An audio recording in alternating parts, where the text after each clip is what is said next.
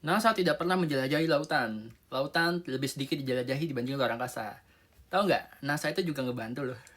Pengetahuan dalam mudah-mudahan 2 menit. Memang kalau kita lihat dari namanya, tupoksi NASA atau tugas pokok dan fungsi NASA itu hanya di penerbangan dan luar angkasa.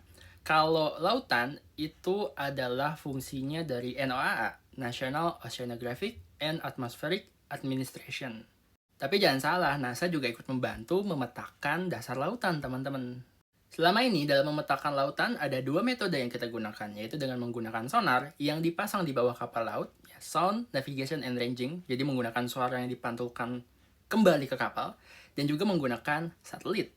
Kalau pakai satelit, nama sistemnya adalah Satellite Nadir Altimetry. Nadir itu adalah titik di mana kalau kita ngeliat ke bawah, teman-teman. Nadir. Kalau kita lihat ke atas, itu zenith. Jadi, nadir, zenith. Jadi sesuai dengan namanya, Satellite Nadir Altimeter. Altimeter itu mengukur ketinggian, nadir itu ke bawah. Jadi, satelit menggunakan gelombang radar untuk mengukur ketinggian ke arah bawah, ke arah permukaan bumi. Itu dipakai untuk memetakan lautan. Tapi ada kelemahan menggunakan sistem satelit. Resolusinya rendah, teman-teman. Tapi pengerjaannya cepat, karena satelit kan bergerak dengan cepat. Nah, kebalikannya, kalau menggunakan sonar di kapal, itu detailnya resolusinya tinggi, tapi time consuming, lama banget pengerjaannya. Contohnya aja, pas kemarin pesawat Malaysia yang hilang, MH370, terjadi pencarian besar-besaran di belahan selatan bumi di Samudra Hindia. Itu pencarian terbesar waktu itu di selatan bumi. Dari Juni 2014 hingga Juni 2016, mencakup wilayah 279.000 km persegi. Tapi, itu hanya mencakup 0,077% dari luas samudra dunia. Jadi kan bingung ya, mau cepet tapi hasilnya jelek, resolusinya rendah. Tapi kalau mau resolusinya tinggi, jadinya lama pakai kapal laut, sonar. Untuk menjawab ini, diluncurkanlah misi SEWOT, Surface, Water, and Ocean Topography. Diluncurin tahun 2022 kemarin, dan kalau kalian nuduh ini adalah kebohongan NASA, ini bukan cuma NASA ya. Ini adalah gabungan kerjasama antara NASA, CSA, CNES, dan UXA. CNES itu Perancis, kalau UXA itu Inggris, karena dia udah gak gabung UE kan, jadi nggak gabung sama ESA. Kemudian CSA itu Kanada, Canadian Space Agency. Bedanya, satelit SWOT itu sangat cepat dan juga lumayan detail, teman-teman. Lebih detail. Jadi, perbandingannya gini, dari 30 tahun data penelitian oleh satelit yang menggunakan Space Nadir Altimetry, data 1 tahun SWOT itu bahkan lebih detail dibanding data 30 tahun satelit Nadir Altimetry. Dan berita terbaru,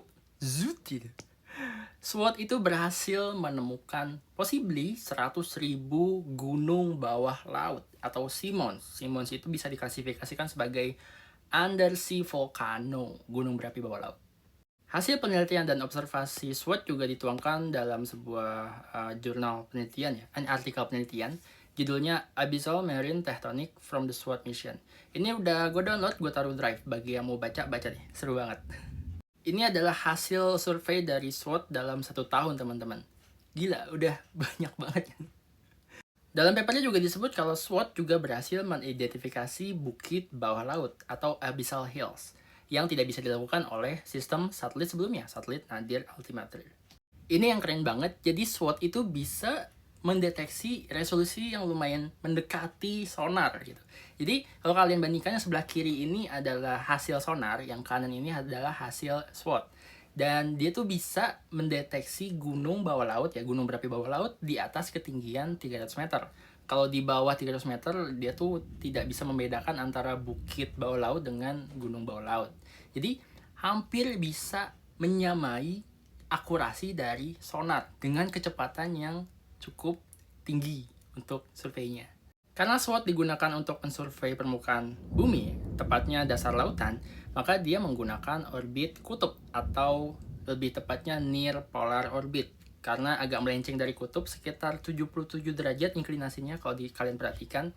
Nah, kenapa pakai orbit near polar atau dekat kutub? Karena supaya bisa mengcover seluruh permukaan bumi, gitu. Kalau menggunakan orbit biasa, dia kan hanya berada di khatulistiwa kan. Tapi kalau dengan menggunakan orbit polar dan bumi juga berotasi, dia bisa mengcover seluruh permukaan bumi. Orbit SWOT akan melewati tempat yang sama setiap 21 hari. Jadi Dalam 1 tahun, itu banyak banget data yang bisa diambil ya, dibandingin sama data 30 tahun satelit nadir telemetri. Masih. Jadi kesimpulannya, memang NASA tidak mengeksplorasi lautan, tapi membantu dalam memetakan lautan. Karena dengan detailnya peta lautan yang kita punya, itu bisa membantu kita dalam banyak hal, kayak misalnya navigasi, pencarian pesawat hilang, kapal hilang, bahkan internet dunia, ya penggunaan kabel bawah laut itu bisa dengan mudah dibentangkan dengan adanya peta laut yang lengkap. Kan kalau sebelum kita bentangkan kita perlu tahu ya kontur lautnya dulu gitu.